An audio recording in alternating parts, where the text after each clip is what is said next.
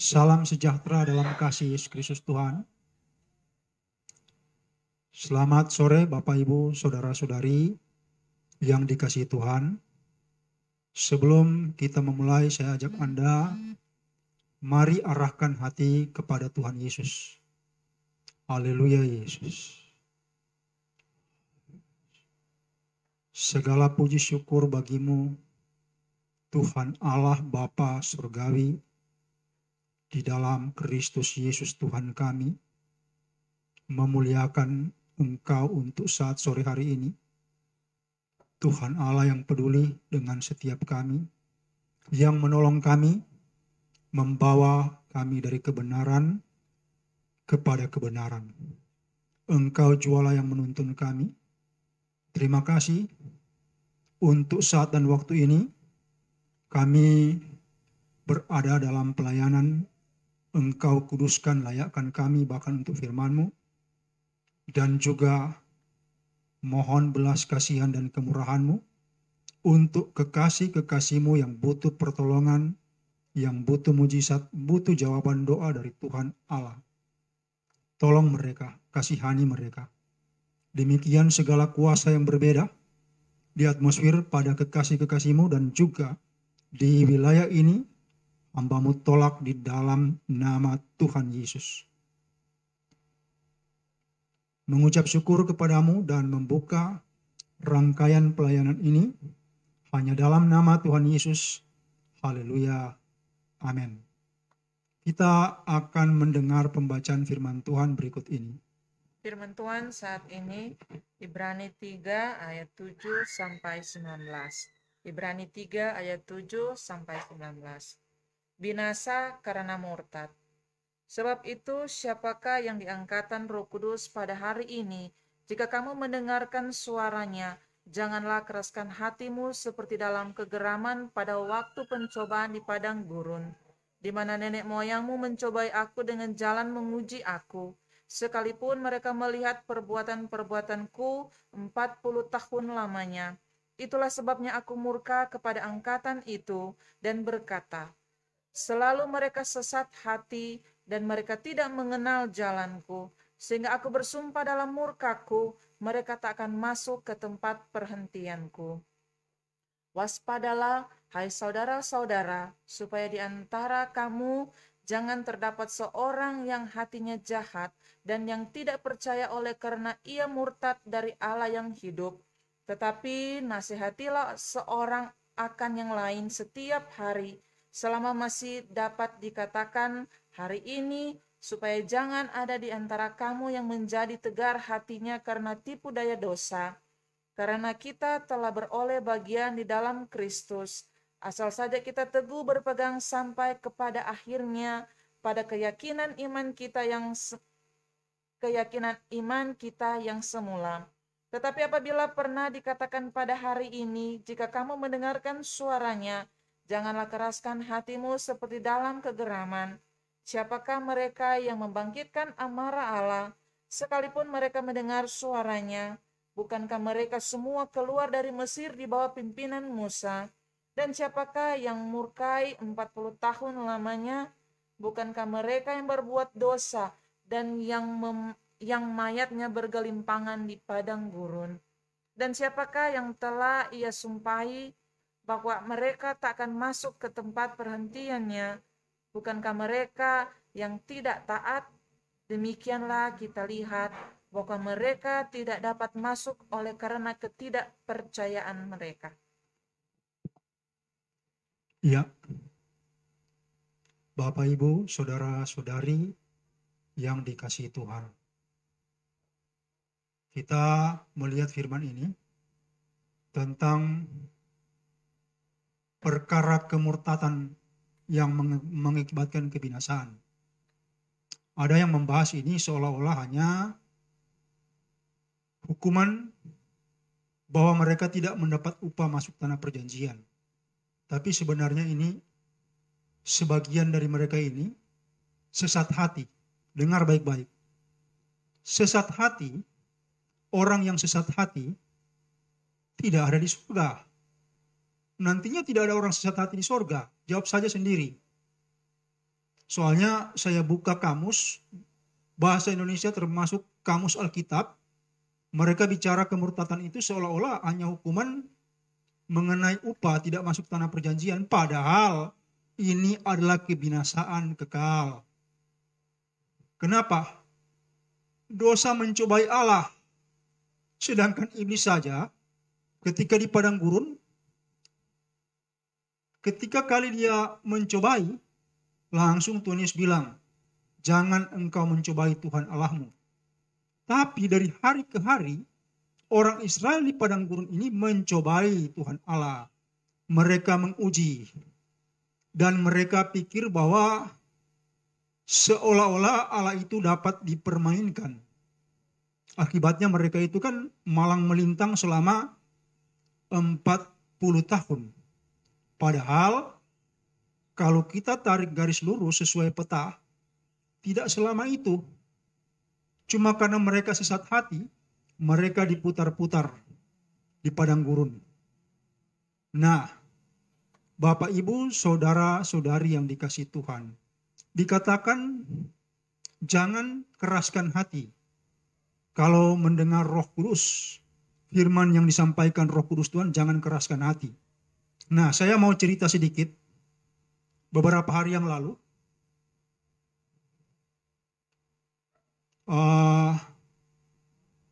terjadi sesuatu dalam pencarian teman saya, terjadi sesuatu. Waktu yang panjang dari pencariannya ini rakit itu kalau orang sini bilang bagan, mungkin kalau bagian lain Indonesia disebut rakit kan. Ada pontonnya itu. Selalu ketika yang menjaga rakit itu pulang selama beberapa hari, misalnya 3 hari, ikan yang biasa sudah terkumpul tidak ada lagi. Kenapa? Dicuri. Saya tanya, sudah berulang-ulang terjadi, karena saya dipercayakan teman untuk membantu mendoakan dan mengurus itu. Saya bilang oke. Saya cari dulu pencurinya ini siapa. Dan di depan saksi orang yang menjaga, saya berdoa agar Tuhan menghentikan orang ini melakukan kejahatan mencuri. Saya bilang sama orang yang menjaga, tandanya itu akan terjadi sesuatu dengan perahunya atau mesinnya. Beberapa minggu kemudian mesinnya itu rusak total. Mau diperbaiki tidak bisa, tidak jadi. Bagian dalamnya hancur. Jadi terpaksa dia beli mesin baru. Saya bilang ini tandanya. Mereka bilang iya betul. Orang ini memang pencuri kaliber. Bukan hanya rakit kami, tapi rakit orang-orang yang lain dia curi. Bahkan ada kasus pencurian di daratan. Sudah jelas-jelas dia yang curi. Banyak saksi, banyak orang yang lihat. Dia pakai acara angkat Alkitab, sumpah. Sumpah demi Tuhan. Ya saya sebenarnya belum tahu itu. Saya berdoa lagi karena ikan hilang lagi. Saya berdoa kalau begitu cukup. Hentikan orang ini melakukan kejahatan. Bapa dalam nama Tuhan Yesus. Hentikan orang ini melakukan kejahatan. Di depan saksi saya berdoa. Dan yang terjadi orang ini kena stroke. Sementara jalan jatuh. Dan tidak bisa bergerak, tinggal diangkat ke rumah, kemudian dibawa lari ke rumah sakit. Saya mau bilang, kemurahan Tuhan Allah ada batasnya. Ada orang salah sangka, seolah-olah dia berdamai, dia itu meminta ampun kepada Tuhan Allah. Setiap dia minta ampun, seolah-olah itu tuntas. Kalau sesuai firman ini dalam Ibrani 3, ini kan perjanjian baru kan? Tidak seperti itu. Kemurahan Allah ada batasnya. Dan kalau sudah sampai pada puncaknya, kebinasaan yang diterima. Kemudian saya setelah itu terjadi, saya langsung bicara kepada orang yang menjaga. Jangan. Kamu juga berhenti mabuk. Berhenti mabuk. Karena kalau kamu mabuk terus, saya mau kasih tahu kamu. Kemurahan Tuhan Allah, kasih karunia Tuhan Allah, Ada batasnya, jangan mencobai Tuhan Allah. Jangan engkau berpikir engkau ini pelayan di gerejamu, kemudian dapat berbuat semena-mena. Kalau engkau berbuat semena-mena, satu saat sesuatu akan terjadi padamu, itu saya bilang. Karena saking takutnya orang ini, karena dia selalu yang dengar doa saya. Saya biasa termasuk mengeksekusi, itu ada saksi.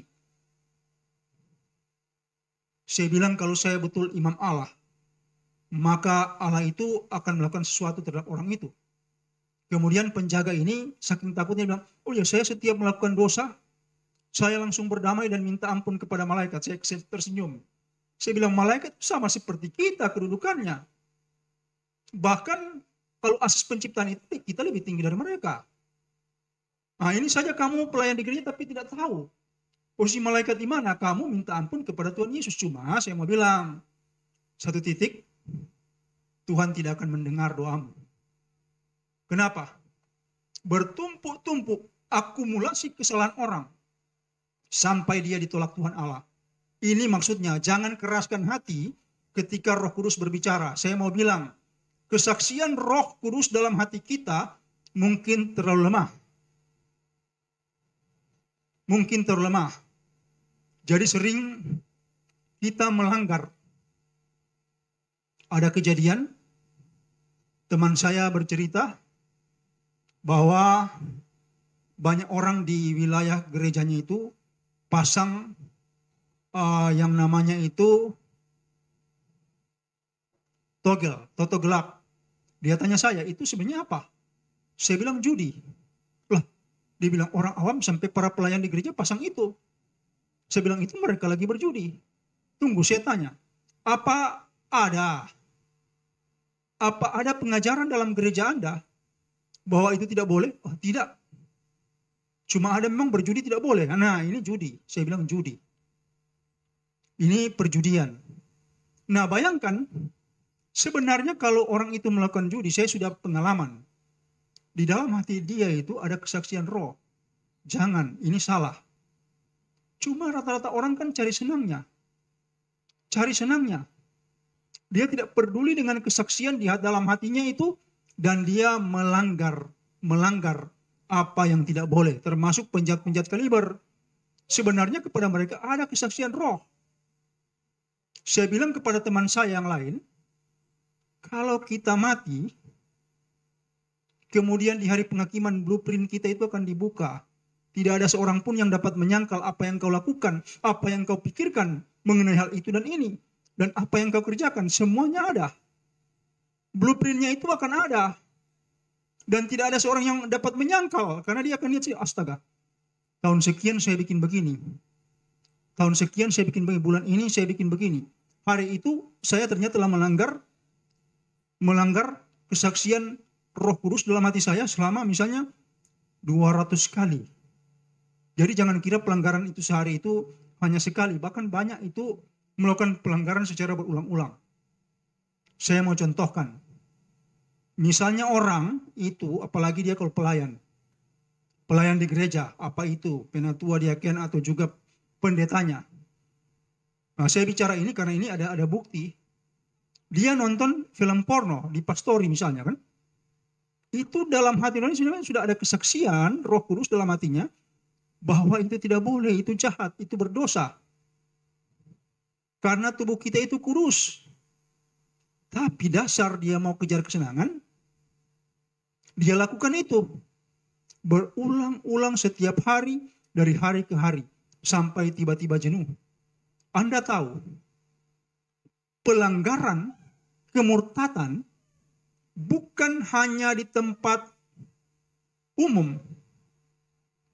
Bukan hanya dilakukan oleh orang-orang awam.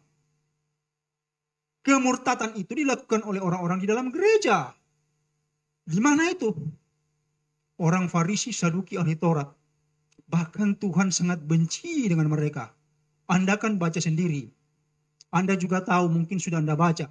Bagaimana Tuhan ada kalanya memberi perumpamaan. Kemudian perumpamaan itu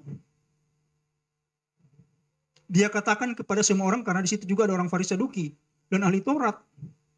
Ketika sendiri saja dia dengan murid-muridnya, murid-murid bertanya, Kenapa Tuhan membuat perumpamaan, tidak berbicara saja kalau kita sekarang kan? To the point. Apa dia bilang? Agar mereka yang mendengar tidak mengerti. Ini masalahnya. Dia juga menyandung orang Tuhan. Kenapa? Karena berulang-ulang orang Farisi, Saduki, Elektor itu telah melakukan kejahatan. Kenapa?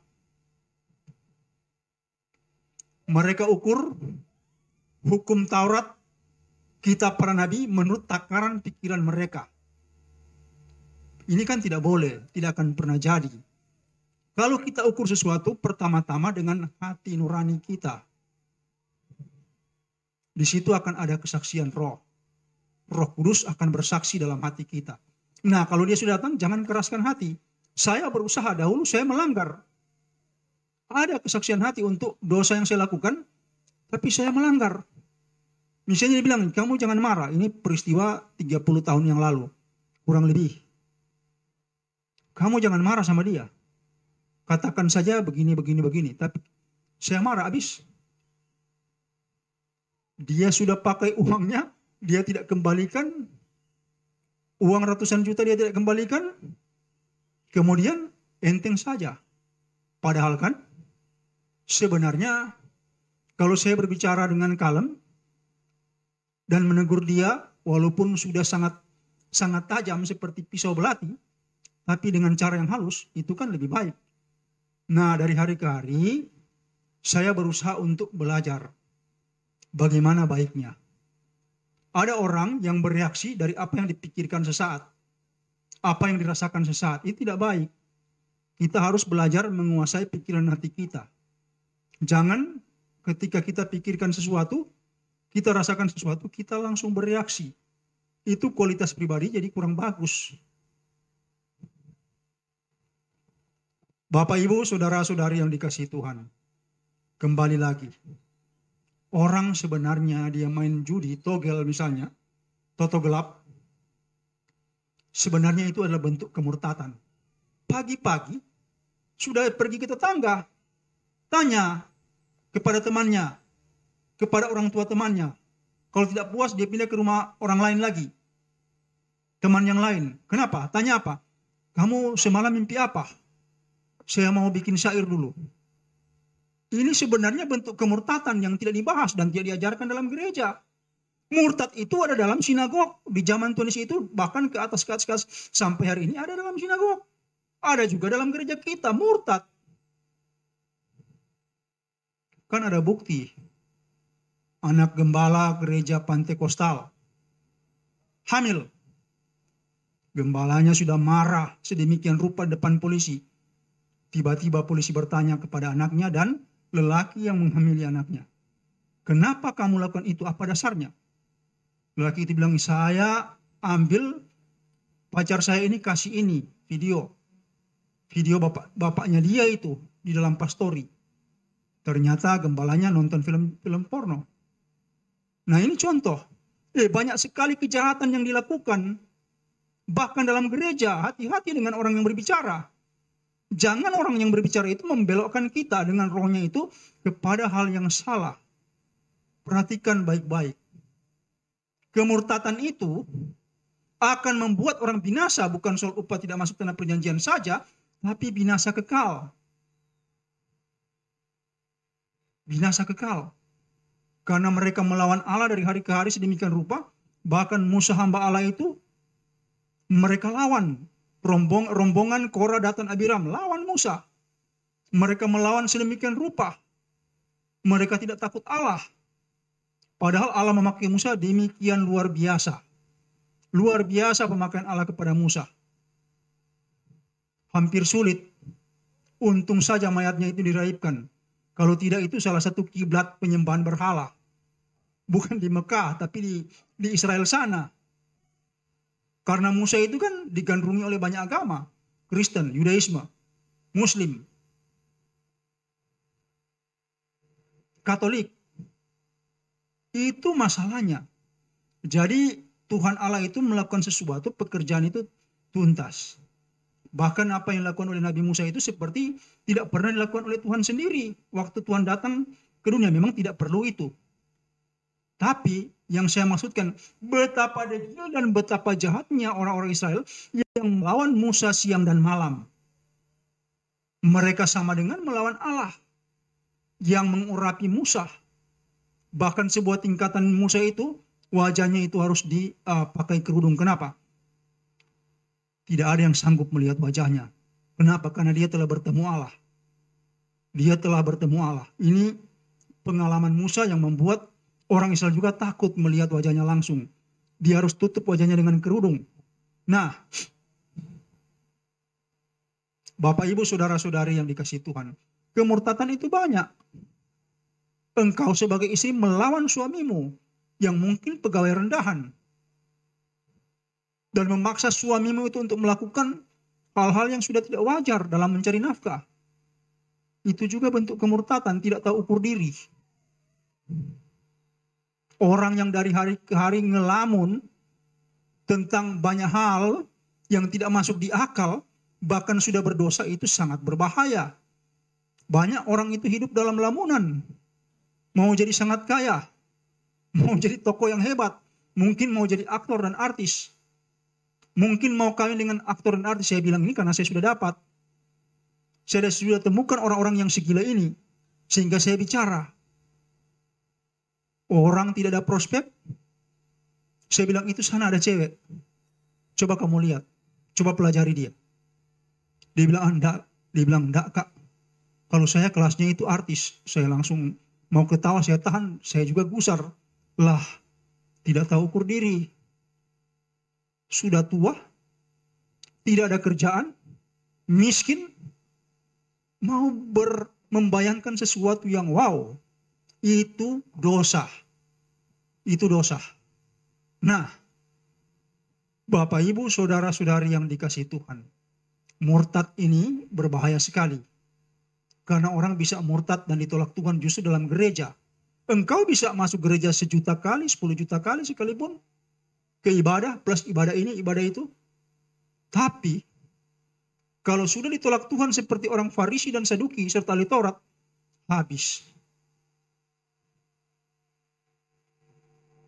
Itu habis. Kenapa? Karena sia-sia, tidak ada guna. Tujuan hidup kita itu untuk keselamatan jiwa. Tujuan iman kita untuk keselamatan jiwa.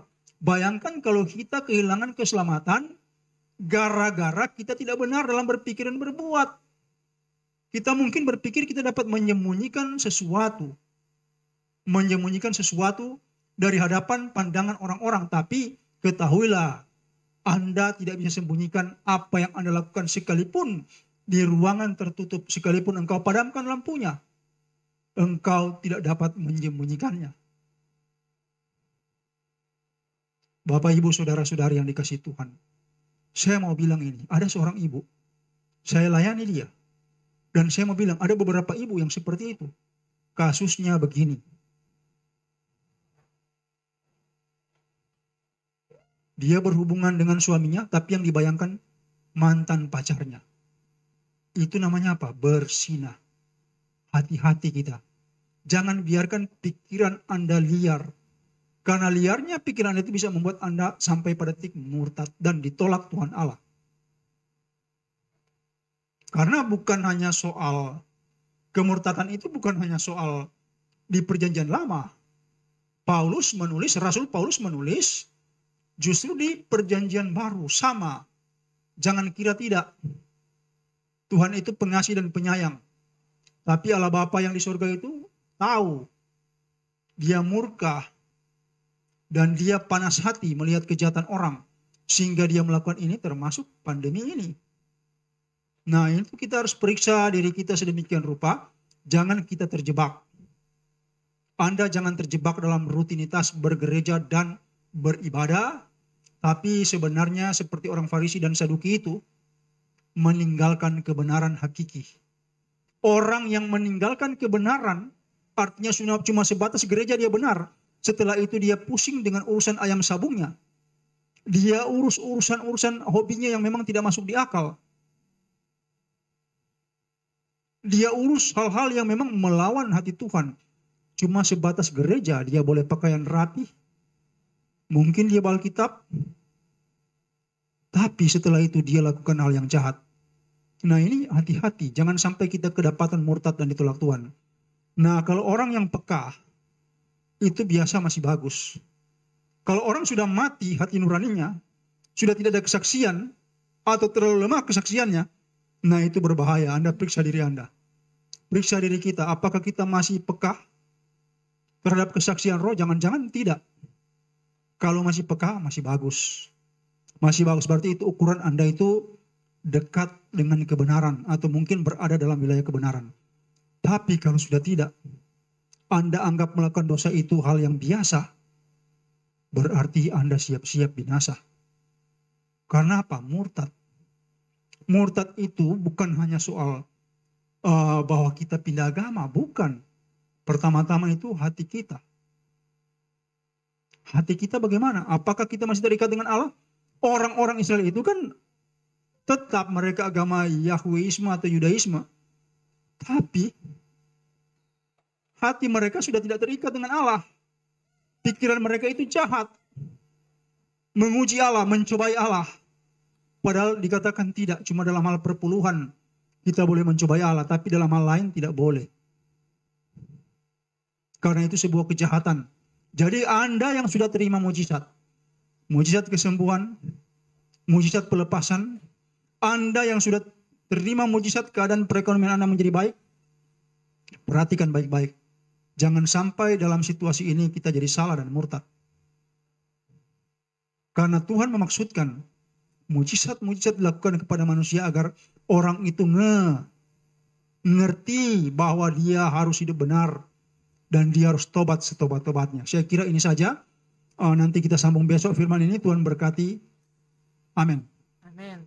Ya, puji Tuhan, kita telah mendengarkan kebenaran firman Tuhan yang telah dibawakan oleh hamba Tuhan Lefran Takumensang.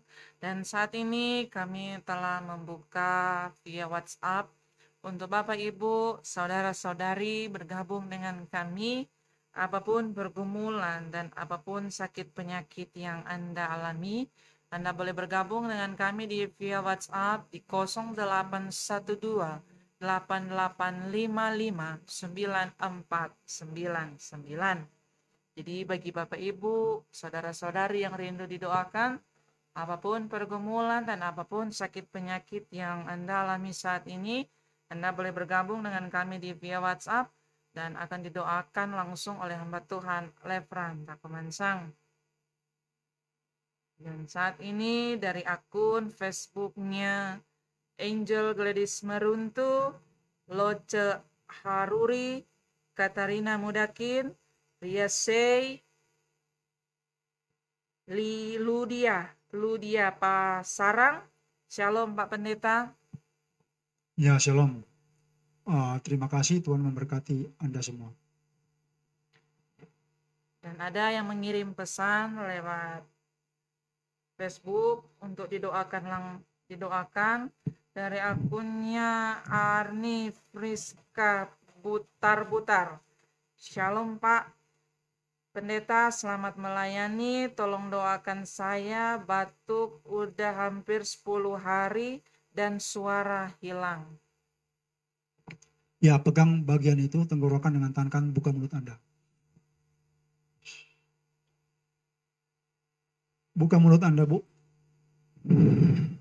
Ya, telan dalam nama Tuhan Yesus. Buka lagi. Batuk hilang. Telan dalam nama Tuhan Yesus. Sekali lagi. Buka mulut.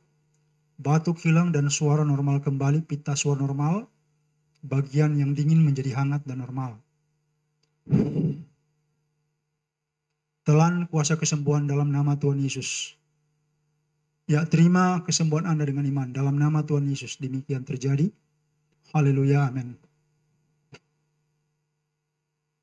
Ya, sekali lagi kami masih menantikan Bapak, Ibu, Saudara-saudari bergabung dengan kami saat ini. Apapun pergumulan dan apapun sakit yang Anda alami saat ini, Anda boleh bergabung dengan kami di via WhatsApp di 0812 8855 9499.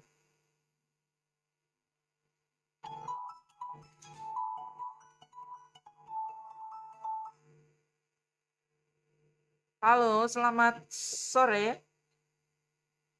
Halo, selamat sore. Iya, Ya. dengan siapa di mana? Saya Katarina dari Malaysia. Ya, silakan Ibu Catherine, apa yang mau didoakan? Saya Pak Pendeta. Ya. Syukur puji Tuhan, Bapak. Saya minta tolong lagi doakan adikku Paulus yang beberapa hari Bapak Pendeta doakan. Syukur puji Tuhan dia sudah membaik. Garam di badan sudah membaik, tapi dia belum lagi keluar dari rumah sakit. Jadi Pak Pendeta tolong doakan sekali lagi agar mereka cepat keluar dari rumah sakit. Angkat tangan kanan. Arahkan kepadanya. Lorda halaku minata sadaya. Kuasa kesembuhan masuk pada kekasihmu Paulus. Masuk dan buat tubuhnya fit, sehat dan kuat. Tubuhnya fit, sehat dan kuat agar ia segera keluar dari rumah sakit. Dalam nama Tuhan Yesus. Demikian terjadi. Haleluya. Amin. Terima dengan iman Ibu Catherine. Amin, amin. Terima kasih Pak Pendeta. Ya, berterima kasih kepada Tuhan Yesus, bukan ke saya. Oke, terima kasih kepada Pak Pendeta, kepada Tuhan Yesus, dalam nama Tuhan Yesus. Amin. Ya, kami masih menantikan lagi untuk Bapak Ibu, saudara-saudari bergabung dengan kami di via WhatsApp 0812 8855 9499. Jadi Anda yang dalam pergumulan sakit apapun itu, Anda boleh bergabung dengan kami saat ini dan akan didoakan langsung oleh hamba Tuhan Lefran Takumansang.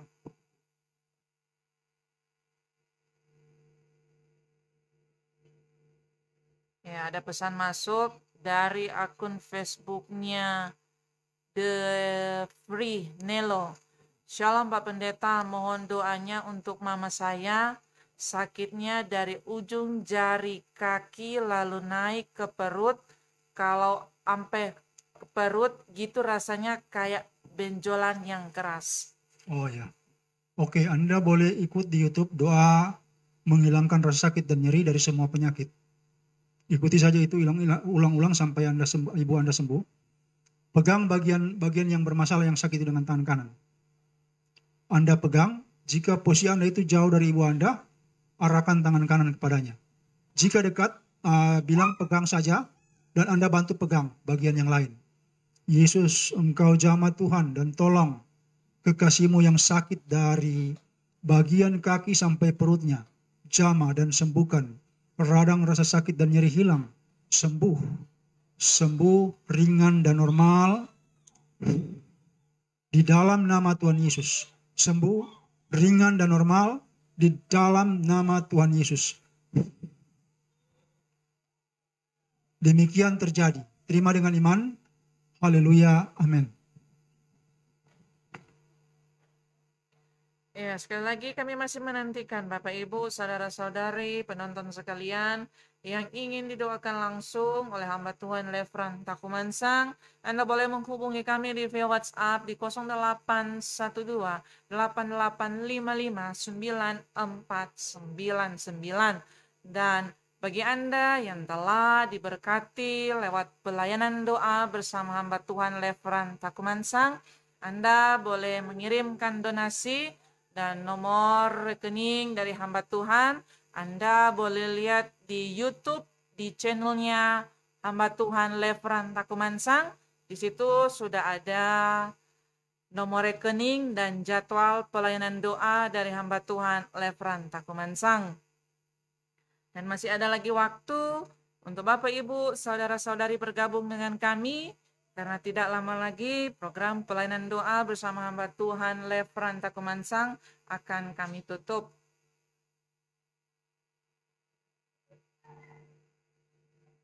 Jadi bagi Bapak Ibu, saudara-saudari yang rindu didoakan, apapun pergumulan yang Anda alami saat ini, Anda boleh bergabung dengan kami dan akan didoakan langsung oleh hamba Tuhan Lefran Takumansang.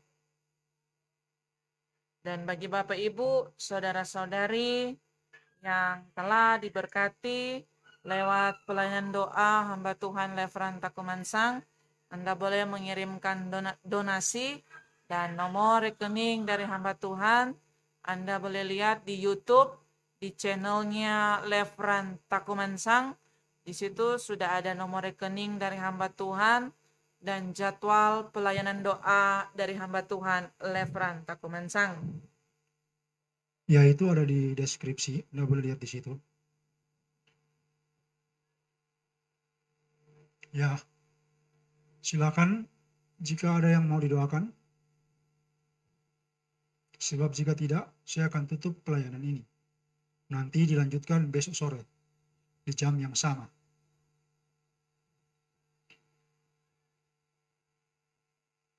Iya, kalau sudah tidak ada lagi, saya serahkan pada hamba Tuhan Lefran Takumansang.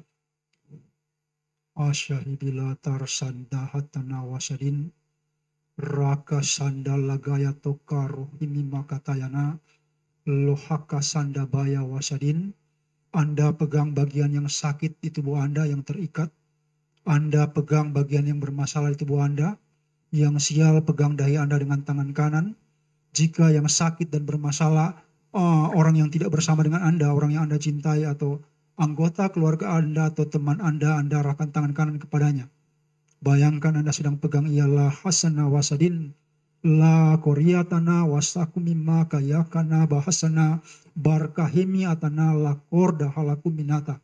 Engkau jama Tuhan rahime asalakana ya wasadin leke teke reke seke engkau jama dan sembuhkan yang sakit di dalam nama Tuhan Yesus. Rasa sakit dan nyeri hilang dan roh penyakit aku perintahkan keluar di dalam nama Tuhan Yesus.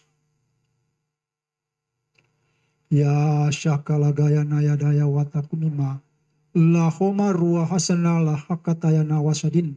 Engkau jama yang terikat kuasa jahat yang kena rosial aramatayana lahoma ruhibilahimma sadaya.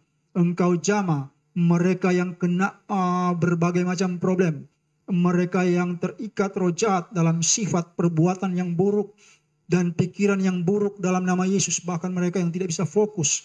Ramatayalah homa rakatanana asanana rahabata maka para haka sandalagaya.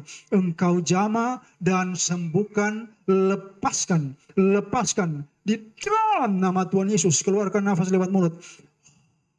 Layana wasyakimi mahatana rakapasihilahim rapahakanaya lakorda halakatayanaya sadaya. Engkau jama, lepaskan di dalam nama Tuhan Yesus. Ya rahimi asanaya, engkau jama, lepaskan di dalam nama Tuhan Yesus. Demikian hambamu berdoa.